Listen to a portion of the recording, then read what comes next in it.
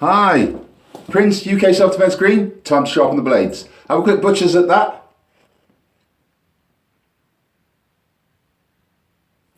Okay, I just want to give a great big thank you to Steve Timperley from KeyWap, Knife Edge Weapon Awareness Program. I'm now an instructor.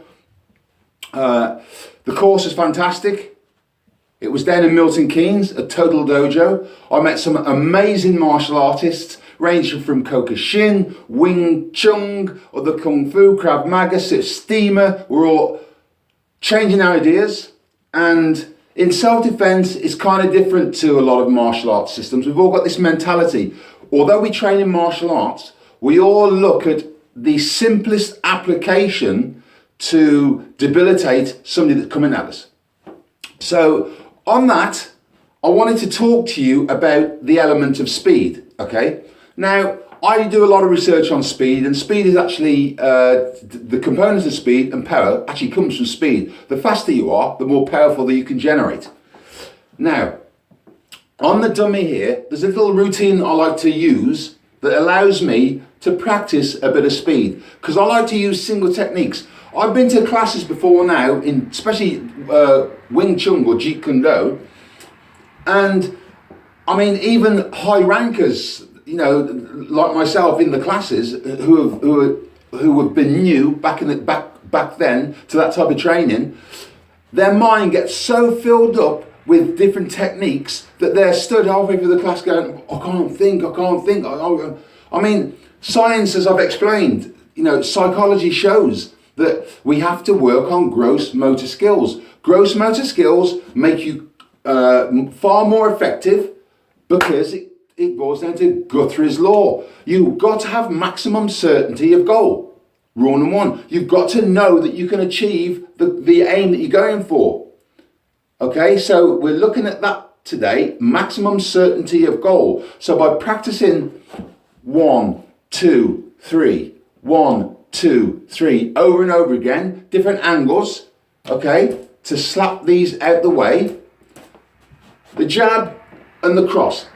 In any system, the only thing that you really have to take care of in a fight situation is the limbs coming out.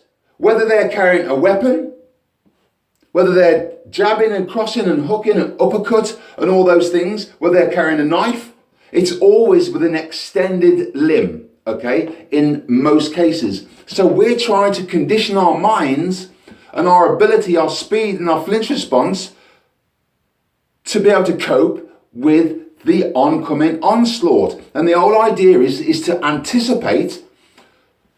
If you obviously look, if you can get away, you get away. But we need to anticipate, and we need to try and train for something. I mean, it's okay doing kata and spending hours and hours getting ready for a grading, but when it comes down to it, in the street, what is the biggest problem? Somebody come with that big round, or that cross, or that hook, or a glass, or a bottle. So this is what we've got to look at. So, taking in mind, this is the jab and the cross. Whatever system you come from, Paxo, Tapi, Parry, whatever you want to do, okay, it's fantastic. But all we're looking at today is, doesn't matter which side you're on, okay, we're just looking at the tap and the eye jab, right? So that's a person's face. If it was me, that head would have to be about there, right? Because that's about my height. So about there, I need to aim for. So what I do in my practice to just get this generic movement that's really well placed in my brain is I just tap, you know, over and over again, just tap down, lots of different angles, you know, see how it goes, stepping out.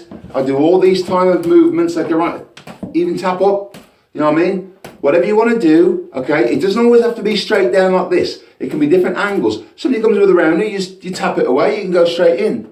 So we're looking at that, okay? Now, bringing in the speed element, we're doing something like this. We'll go something like,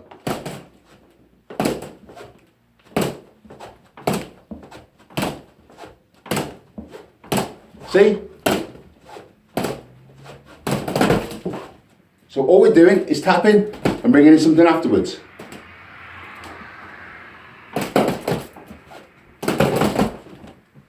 So it doesn't matter how you put that together, what system that you want to utilize, okay? But what I like to do is just generally get the gross motor skill. You see? And that, you tend to find, just makes you fast. And it also gives you ability that when the shot comes in, you're not going to be 100%. I mean, somebody throws a big punch at you, simply by practicing over and over, stepping out, on the back foot, as we discussed before, moving to the side, good footwork, okay? Simply by doing this type of movement, it allows you the ability, when the real thing comes in a nanosecond, you automatically react without thinking. And that is the sweet spot. Bruce Lee, in his research, said, when you get to a certain level, you need then to forget all your training. And some people say, well, why would you want to forget all your training? Because then you can flow in emptiness without thought. Almost like walking, like blinking. It is spontaneous, it happens, and there's no thought process. This is really the sweet spot. I mean, when you see a boxer in the ring, back in the old days, Ali and Foreman and Tyson and Chris Eubank and Nigel Benn and, you know, more recent guys like mixed martial arts, Conor McGregor or May Weatherfield, these guys are flowing in an area without thought. And that is the whole idea. If you've got to think of a technique, you're going for a grading, and you're thinking of a technique, or your sensei, or your sifu, or whoever says to you, right, show me pattern number 1, form number 3. If you've got to go, I mean, dude, on the street, you are F-U-C-K-E-D. You are fucked. Excuse my language. Anyway, this is Prince, UK Self-Defense Green. Like I said, don't worry about the technique.